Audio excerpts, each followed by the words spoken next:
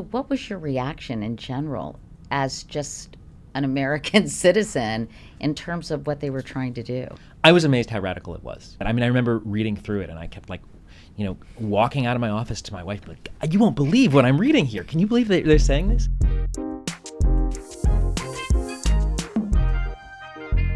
Hi, everyone, and welcome back to this episode of Next Question. Project 2025 is a nearly 1,000-page document that is designed to serve as a blueprint for transforming American society. Most people, of course, heard of it prior to the election, but many people hadn't and still haven't read it. And those who did read it thought there was no way in hell that Donald Trump would actually implement it. Well, guess what? He has. So here are the questions. What does Project 2025 actually say? What does it mean? And is there any way to stop what seems to be this runaway train? David Graham, who's a writer for The Atlantic, has written a new book called The Project, How Project 2025 is Reshaping America. And he's here to answer those questions and more. I think you're one of the few people, David, who has read Project 2025's mandate for leadership cover to cover. It's almost 1,000 pages, 922. So in broad strokes, what was your takeaway after reading the whole damn thing? Right. I'd read bits and pieces during the campaign, but I hadn't read the whole thing. And when I actually sat down to read it, I was pretty astonished. It was a richer document than I had realized. It was more radical. It was more interesting. There are these conflicts in it.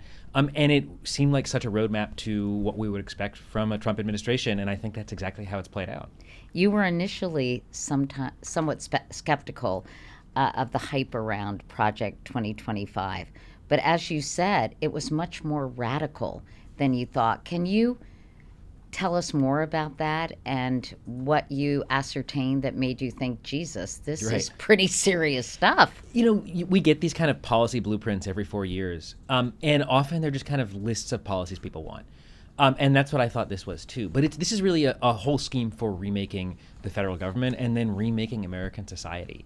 I think its ambitions are just much broader. And it has methods. I mean, they've thought about how to make these things happen in a way that the typical policy wish list just doesn't have. Like what? I mean, tell us the methods. So it's one thing, the policies, but how do they hope to implement it to get sort of widespread acceptance? And we'll talk about its popularity or lack thereof later. But, it's much more. Give us a little more meat to understand the methodology they hope to incorporate. Yeah, I mean, the centerpiece is taking charge of the federal government and taking charge of the executive branch in a way that no president has before. So they lay out how to take over the Justice Department, how to use the Office of Management and Budget, which is, kind of a dusty agency as the command center for taking charge of the federal government, how to use the Office of Presidential Personnel. And then to sort of accrue presidential power by taking over independent regulatory agencies. So things like, the FCC or the FTC, traditionally, they work relatively independently. They're appointed by the president and their leaders, but then they do their own thing. They think that's unconstitutional. They want Trump to be directing those things. And once you have control of all of them, and you start to push civil servants out as well, you can make the federal government do what you want to do, and that includes creating this very conservative vision of society. Donald Trump, during the campaign, obviously kind of distanced himself from Project 2025, but it seems like he is in it whole hog, isn't it? Talk about the difference between how he talked about this document and how it's been implemented already during the course of his still young administration, second administration. There's something like 70 contributors to Project 2025. A quarter of them were in his first administration. Some of them were cabinet members. Russell Vought, who's kind of the intellectual architect, was the head of OMB in the first administration. He led Trump's policy committee during the 2024 campaign. So the idea that there was really any distance, I think, was always very flimsy. But now that he's in office, he's put these people in top positions, and he's followed their prescriptions really closely. So, if you look at the executive orders we saw in the first week of the presidency, 37 of 47, I believe, according to Bloomberg, were directly from Project 2025. He's following the blueprint right as it's laid out. Tell me more about this Russell Vogt guy, because if he is sort of the intellectual architect of it, tell me about his background, his philosophy, and how he has imbued this document or this blueprint with his own ideas. So Vogt's an interesting guy because he comes from this sort of traditional conservative, socially conservative, fiscally conservative wing of the Republican Party, and he worked for Phil Gramm in the Senate. He came up through these traditional channels. Doesn't seem like naturally a Trump guy because he is so socially conservative.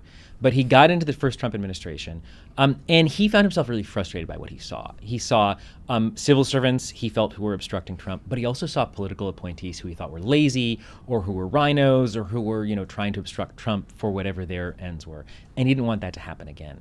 And so he designs Project 2025 as a way to have staff who would be on board, who'd be trained and ready to go, and as a set of methods to sort of drive through that opposition and to bring about the Christian nation that he says we should be and were founded as.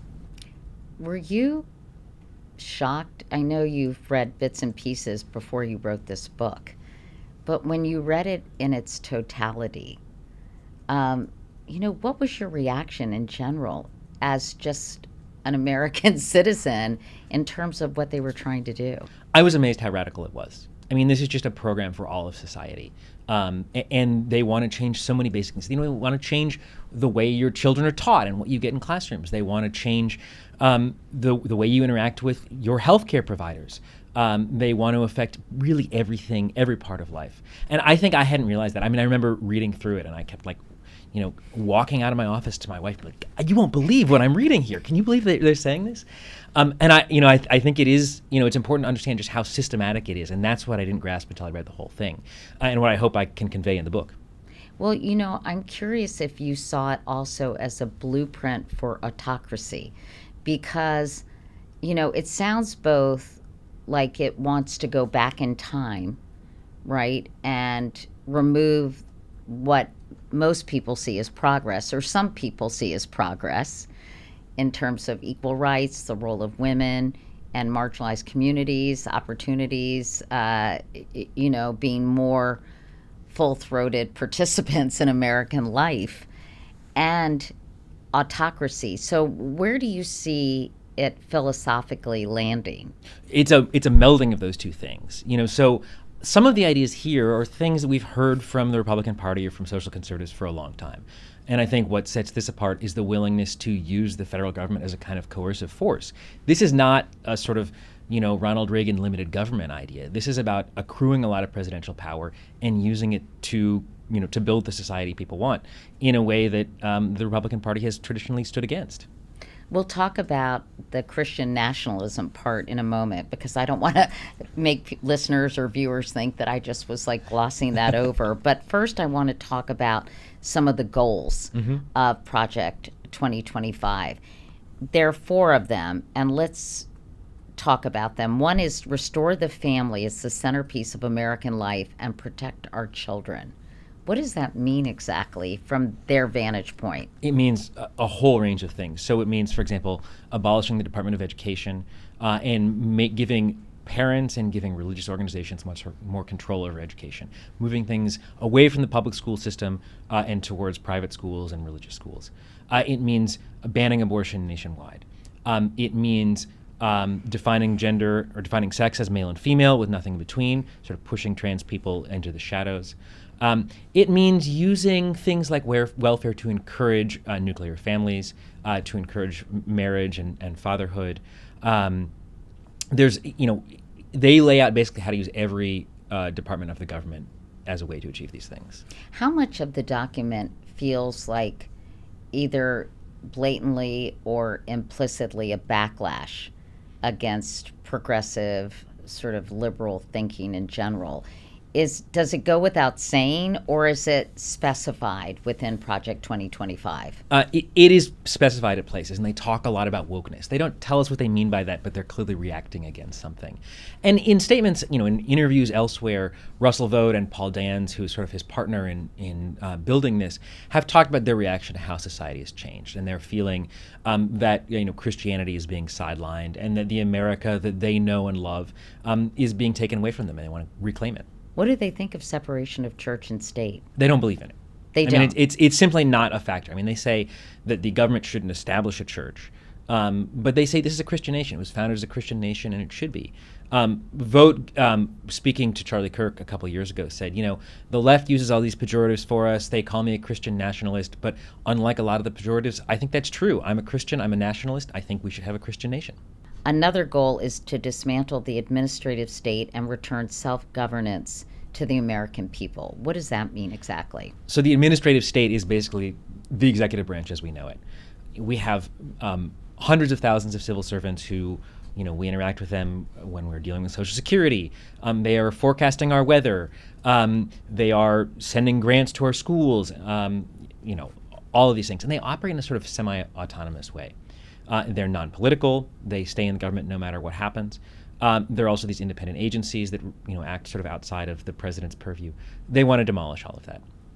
They think the president should have full control of anyone who works for the executive branch, and those people should be basically working towards his political goals, whatever those might be.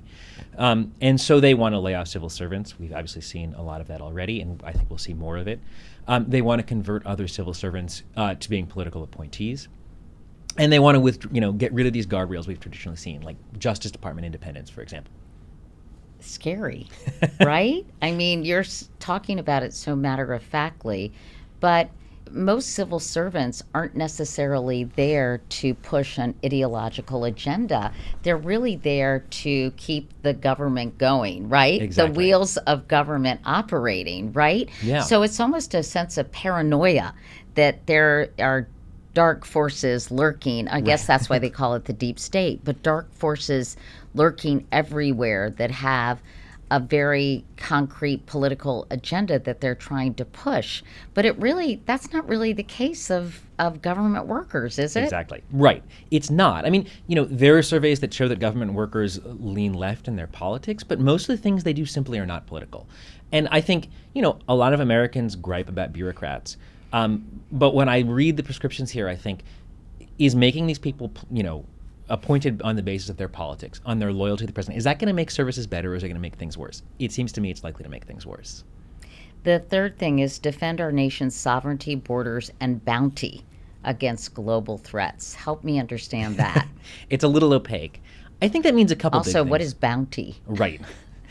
It's a lofty term they want to use to make this seem maybe a little bit more patriotic or old school or something? I think that means, first of all, borders. So it means closing the border. It means reducing immigration, both legal and illegal. There's a sense that there are too many people coming into the country through whatever means. So that means fewer visas, making it harder to immigrate. Those are things that they value. And it also means a kind of existential conflict with China. So throughout, you see this sense that China is a threat that Americans don't grasp. They don't see how big a threat China is, and it has to be confronted economically, culturally, and if necessary, militarily as well. And finally, secure our God-given individual rights to live freely, what our Constitution calls the blessings of liberty. So how do they view liberty? Because a lot of people think that liberties are being taken away, not granted to American citizens. That's right. There's this chilling quote where Kevin Roberts, who's the head of the Heritage Foundation, which convened this, says, liberty is doing not just what we want, but what we ought. So it's a little bit Orwellian. I mean, this is not liberty in, I think, the way most people understand it. It's using the federal government to tell you how to live. Where do you see the germ of this coming from? Obviously, we talked about a backlash against, I guess, pluralism, globalization, equal rights, right? And I think gender roles, DEI, affirmative action, et cetera, trying to level the playing field in our society. But what else is really fomented this philosophically, in your view, having read it? Yeah, I think it has a very long history. And so, DEI is a boogeyman often in the document, but you go further back and there are concerns about, Title IX, for example. And they want to use Title IX to enforce certain priorities, but also they're very skeptical of it. They're skeptical of the Equal Employment Opportunity Commission. They're skeptical of the New Deal itself. So, it's a sense that over the last century, things have happened to change the way America works that have taken us away from the Christian founding they see, and they want to reclaim things in that way. So you talk about Russell Vogt, casually mentioned he's a self-described Christian nationalist. So can you talk about what Christian nationalists believe and how his principles bled into this document? They believe that this is a Christian nation. They believe that Well, can you explain why they believe that? They look at the founders and they say many of the founders were Christians. They see language about God, and they simply believe that since European settlers arrived in what is now the United States, they were bringing Christian ideas, and that is the foundation of the country. And they think that has always been in the DNA, but we've started to drift away from that.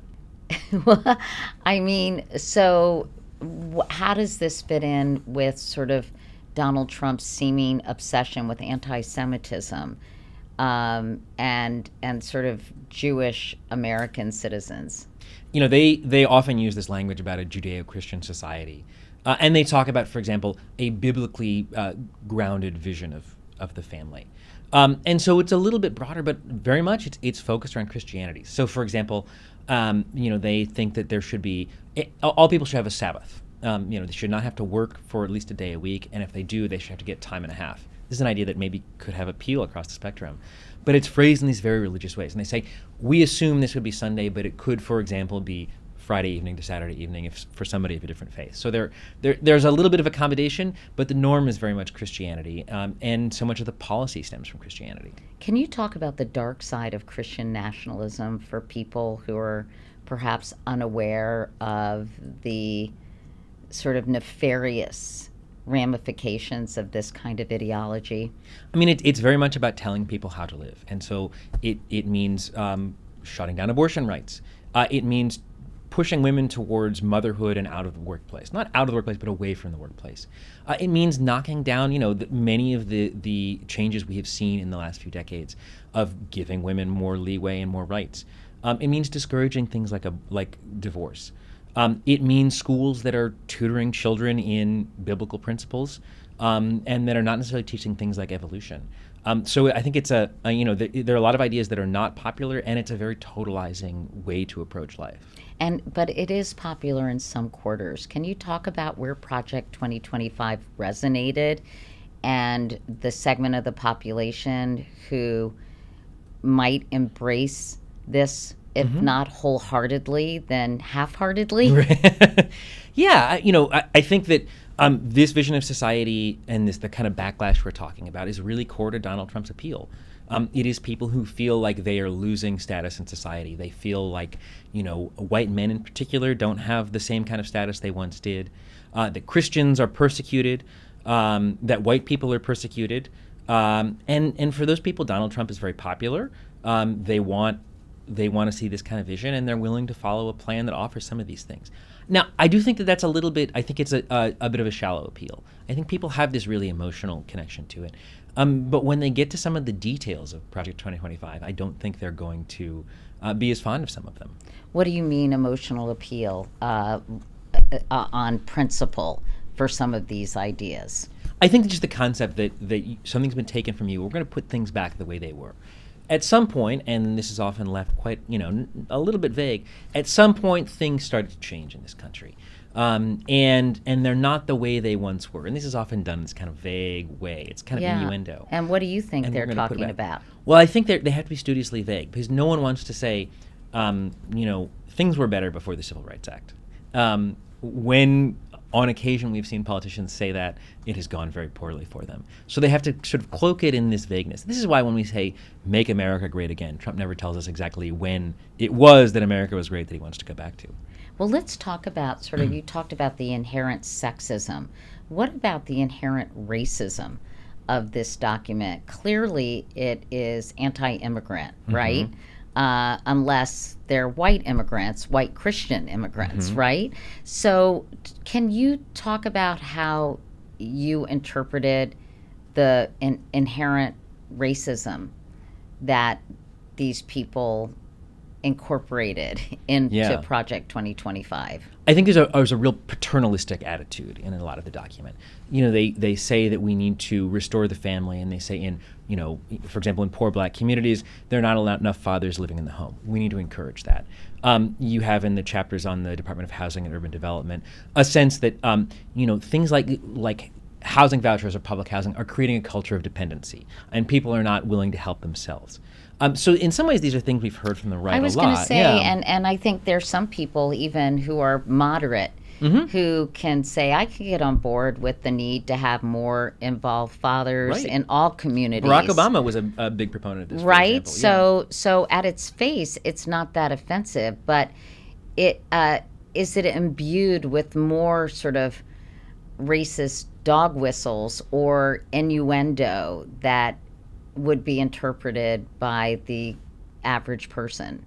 I think a lot of that is not necessarily there. They do keep us a very sort of colorblind approach at a lot of places, but what you see is a disparate impact on people. If you start directing aid on these ways, if you start putting it through religious groups, if you take away things like the EEOC, you're going to have disparate impact. And they say disparate impact is a false concept that ought to be thrown out. So yeah, let's talk about that, because is there much discussion on the impact of all these proposals and policies? And is there any kind of appreciation or acceptance of how these things could go awry? No, I would say. I mean, there's a little bit of a gap. They talk about a sort of the shining future they imagine, and they talk about the policies that they are, but there's a gap in between about how exactly these things work. And I think often they fail to really grapple with the impacts of the things they suggest. So, they complain about politicization in the executive branch, and then they offer a plan to politicize it. That seems to cut against what you want. They complain that Congress has abdicated too much power and is no longer as assertive as it should be, and they want to give more power to the executive branch. So there's a lot of these flaws. So they say Congress has abdicated it, but they don't say the executive branch has seized it. No, they want the executive branch to seize much more. Do you think Donald Trump is in lockstep with a lot of these policies, or do you think he simply sees it as a means to an end, as a means to a massive power grab by him and the people around him who agree with him?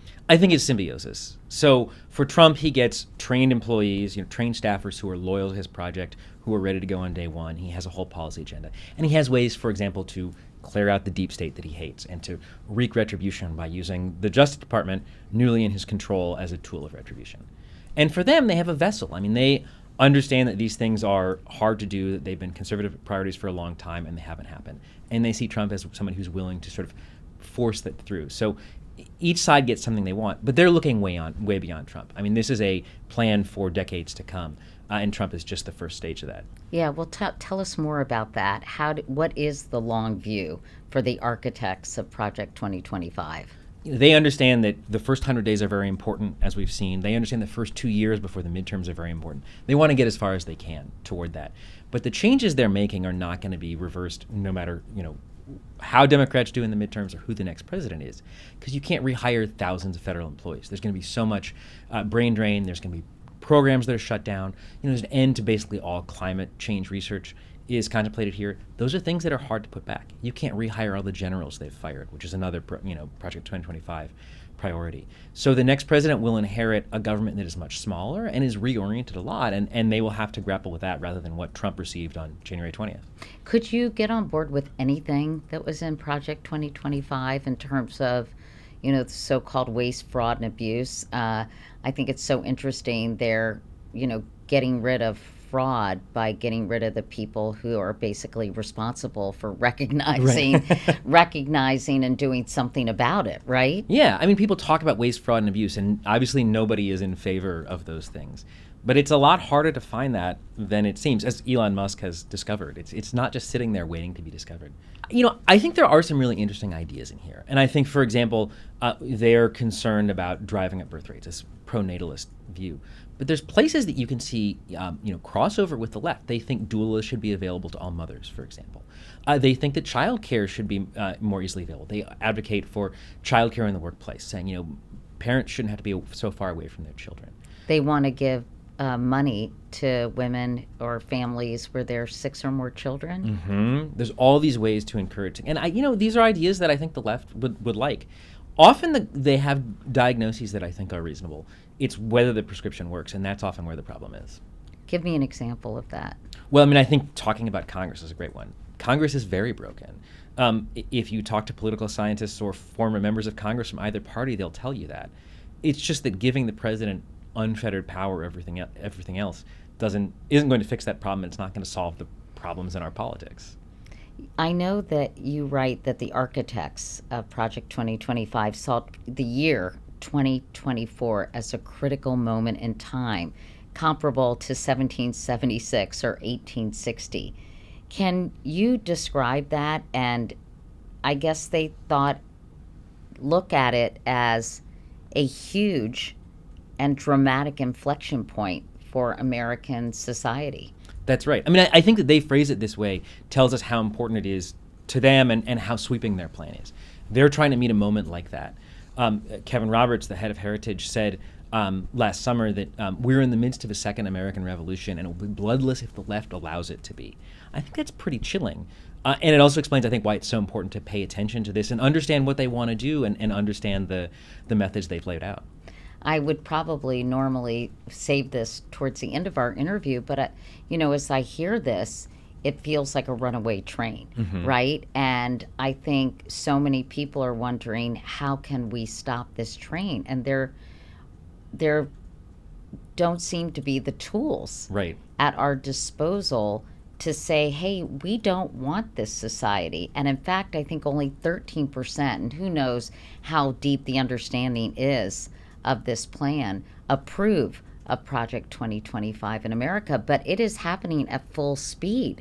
So how do you stop this? Or how do you reverse course if, in fact, so much damage is going to be done in the first 2 years of this administration? I think it's a really tough question. I think the first thing is understanding it. And I think that is, that's something we've missed. I think Democrats don't seem to be looking ahead. I think a lot of the population has been shocked by things that have happened. And one of the things I wanted to do in the book was explain to people where things are going so that they can look ahead, and so they're a little bit less surprised and they can start figuring out how they want to respond. And I think that's valuable for people who agree with Project 2025 too. I think it's important to understand this. It's an important part of being an American citizen to see where our country is headed. That's a pretty unsatisfying answer, I have to be honest with you. I'm daunted by it as well. I agree. Understanding it is the first step, but what can be done at all? Or is that something you actually didn't focus on in this book? It's not something I focused on as much. Maybe you need to do a second book, right? There's the sequel. Right. I think there was so much in the document that I felt like I had to explain all of those and break it down. And figuring out how to respond to it is such a vast topic too. I think people need to understand that what is going to come later is not going to be returned to where things were. We're not going to go back to pre-Project 2025. We have to rethink what American government should be like. I think I've thought a lot about the post-Watergate reforms and whether we might see something like those sorts of reforms to the government, after Trump leaves office. Let's talk about the Elon Musk of it all and how he fits into Project 2025. How does he? He's not contemplated, and the speed with which he's acted is something that has come as a surprise to me. The things he's done have not. It's really been the speed. Is he operating with this playbook? He is very much. If you look at what he's doing, he's following what they're doing, and he's doing it a lot faster.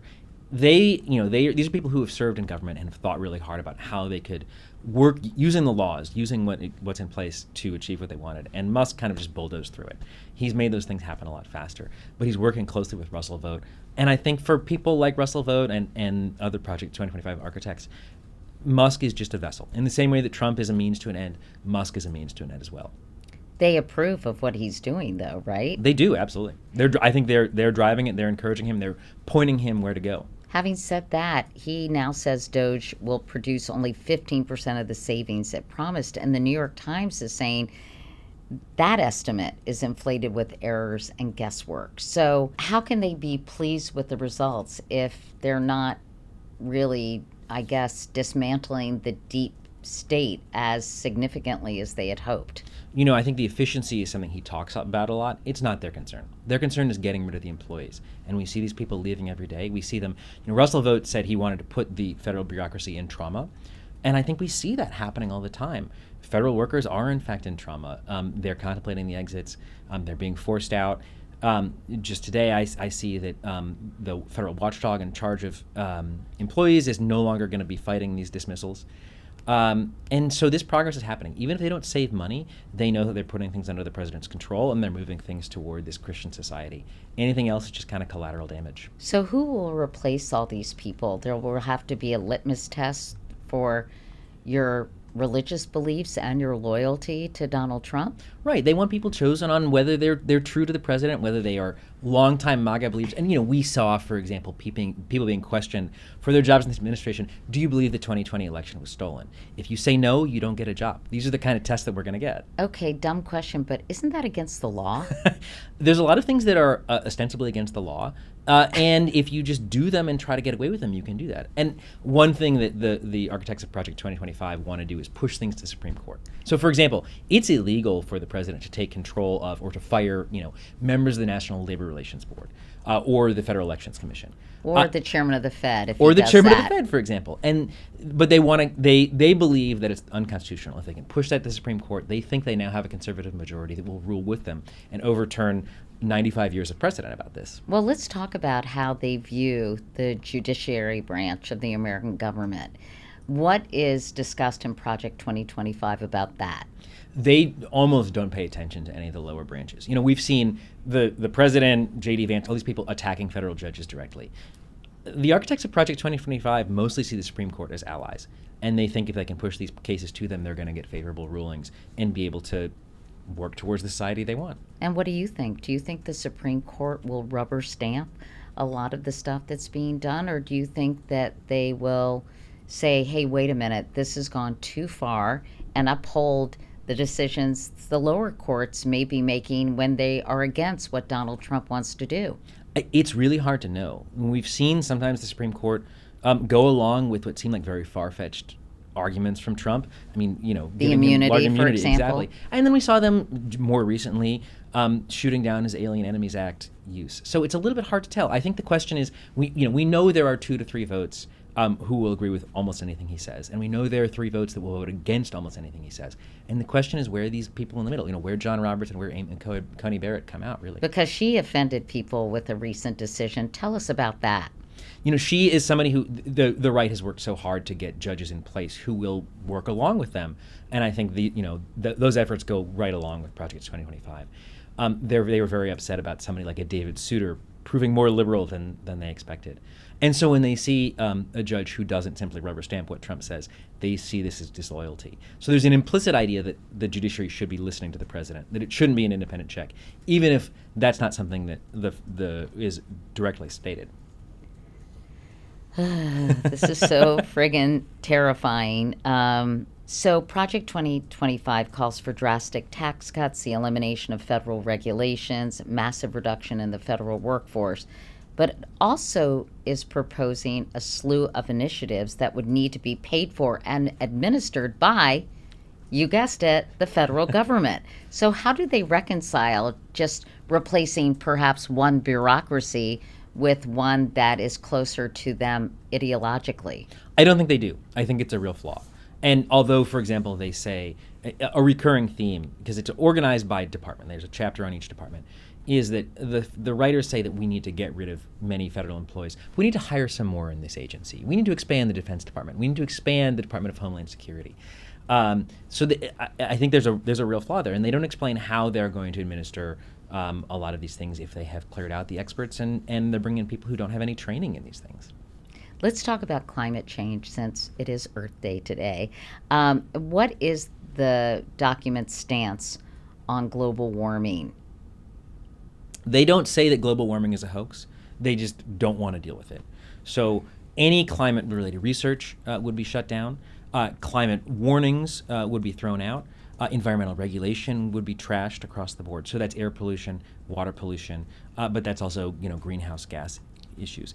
They think that the Interior Department should basically be in charge of getting more oil and gas extracted. Everything is arranged around fossil fuels. But is protecting the earth and clean air, clean water, is that not a Christian value?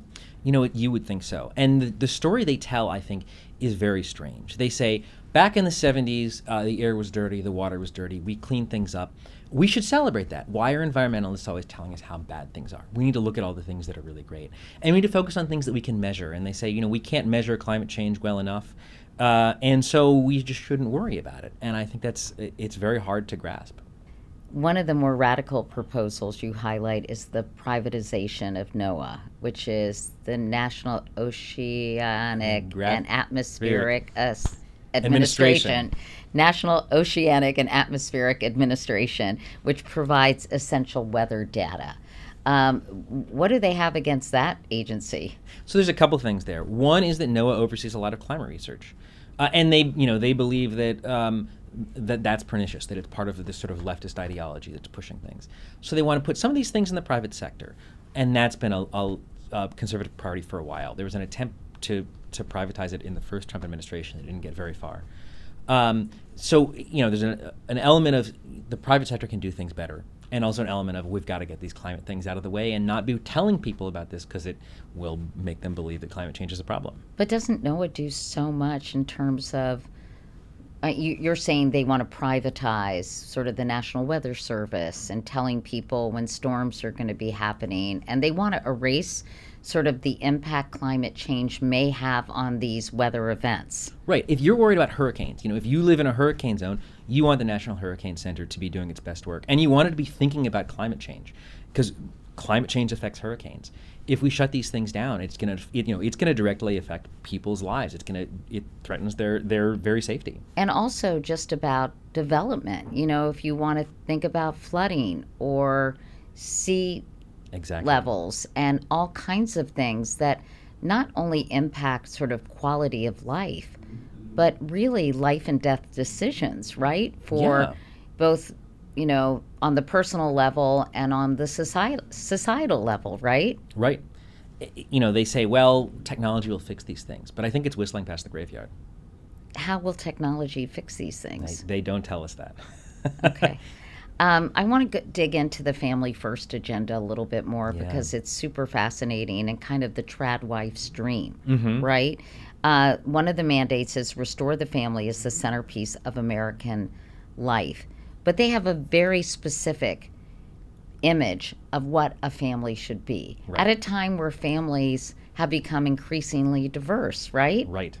So talk about that. And, they have this very Ozzie and Harriet throwback vision of American families and American life. And you say they want to push women away from the workforce, but not completely get them out of the workforce. Can you explain sort of how they view what is sort of ideally this American family? For them, the highest calling for a woman is motherhood, and everything should be oriented around that. They want women to be having more children. They want them to be spending as much time as they can with the children. So that ideally means being at home for the children. Failing that, they should be, they should have childcare on site where they're working. The father should be working. The father should be the breadwinner. They should be the focus of the family. The children should be gender conforming, so they're boys or they're girls. They, wear blue or pink. Trans people are sort of pushed into the shadows. They're skeptical of same-sex marriage. They don't talk about overturning the precedents, but they say, and this is not true, but they claim that same-sex marriage has higher divorce rates. I spent a long time trying to track down how they justify this. There's no data to back it up. It's a whole program, and it's very old school, I'd say. Yeah. And so anti-women, and I don't know, just really bizarre. I think there are women involved who would say that this is, in fact, this is pro-women. This is How so? I mean, I think pro-women is being able to make the choice, right?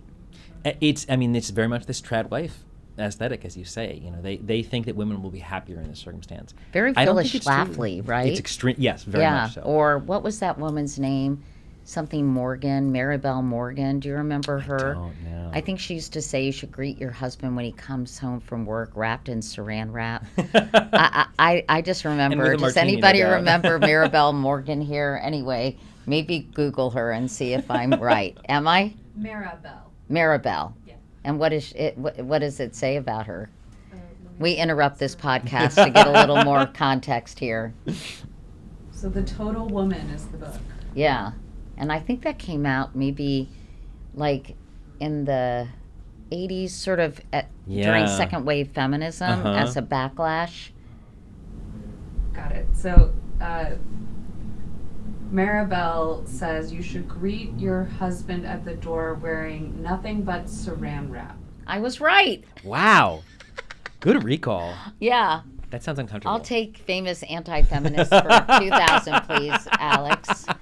Right? I mean, it is just such a throwback, right. and honestly, so insulting to women. Mm-hmm. They talk about gender ideology. What did your wife say about this when you came and said, wow, you won't believe what it says here? She was not a fan. They talk about gender ideology. They say all these things. The left is pushing gender ideology and anything that is sort of contra their vision. But I think they fail to understand how much what they're offering is an ideology too. They don't recognize that. Well, when you say gender ideology, I mean, what does that mean exactly? So that means, for example, the idea that you could be non-gender conforming. It means LGBTQ people in general. All of these things they see not as real people who exist in the world, but simply as a figment of a leftist ideology. There are currently 40 Republican women serving in Congress. At the moment, 8 women in cabinet level positions in the current Trump administration. So how do they reconcile that? Would they like to see those women just go home and take care of their children or grandchildren? They don't reconcile it. It's another one of these flaws. I think there are a lot of prominent women in the White House and in the conservative movement right now. The contributors to Project 2025, though, are much more male than a lot of that. And the sort of leading architects are very much male. But I think of somebody like Roger Severino, who wrote the chapter on health and human services and writes about a lot of this. His wife, Carrie Severino, is a very prominent lawyer in the conservative movement. She's been involved in confirming judges for Trump. And so even as they're pushing these ideas, there are people in the orbit who don't really conform to the vision, they say. So you said that you didn't really know what the solution was in terms of pushing back. Is part of it providing an alternate vision for America by, say, Democrats or people who are more progressive in their thinking? Part of the reason I think it's unsatisfying is that there are ideas that are more popular. A lot of the things that the Democrats have been pushing are things that poll much better. And I think people haven't understood the details of Project 2025, or they don't believe it. So during the campaign, there was polling that showed Project 2025 was deeply unpopular, but people just didn't believe that Trump would do these things. They said, yes, I don't, if Trump did, banned abortion entirely, for example, I wouldn't like that, but there's no chance he's going to do this. And there's a whole list of those things. So I think when people understand what it actually means, there will be more pushback. But if they see it simply as a kind of fuzzy, pro-family agenda, they may underestimate just how sweeping and radical it is. But what do you think of this notion of an alternative vision for America that perhaps maybe isn't as progressive as some of these policies and actions were during previous administrations, but that represents something that is certainly far less radical than this view of America? Yeah. I think there is a broad consensus around a lot of things. I think most people understand that trans people exist. And they may have hesitations about specific policies, but they certainly don't want to, write them out of the language of the government. There are people who understand, there are people who, oppose abortion on moral grounds, but understand that there's a danger in banning it nationwide and that women need access to health care. There are people who, something like Medicaid is an example here. Medicaid is wildly popular, and people on the right have been trying to cut it for decades. It's something that people like. So some of the things are already there, and I think there's a consensus that it's just looking sort of to be marshaled and organized around an alternative. Do you think this got enough attention during the campaign? I know many of my followers were saying, why aren't you talking more about Project 2025? At that point, I felt like everybody was talking Right. about it. But you say people were talking about it, but not taking it seriously. Yeah, I mean, I would count myself in this. I had looked at it, and I looked at bits and pieces. You read some of the individual policy points. You're writing about an issue, or you're covering an issue, and you get a little bit of it, or there's something you're passionate about. It has to be read as a whole, and that's very hard to do. This is nearly 1,000 pages. It's written in often very technical language. One thing I hope to do in the book is to make these things more legible and pull out what is important, and put it in terms that people can understand. So this is kind of the Cliff Notes version of That is Project the goal. 2025. Absolutely. Yes. I want people to understand what's important and how it all works without having to wade through a lot of technical language. Well, David Graham, you've ruined my day. I'm very sorry. But thank you, and I think this is a really important book for people to read if they want to understand what's going on, because you really can't come up with solutions or an antidote until you figure out what the game plan is, so you can not only decide what your defense is going to be, but what your offense is going to be as well. Definitely. Thank you so much. Thank you.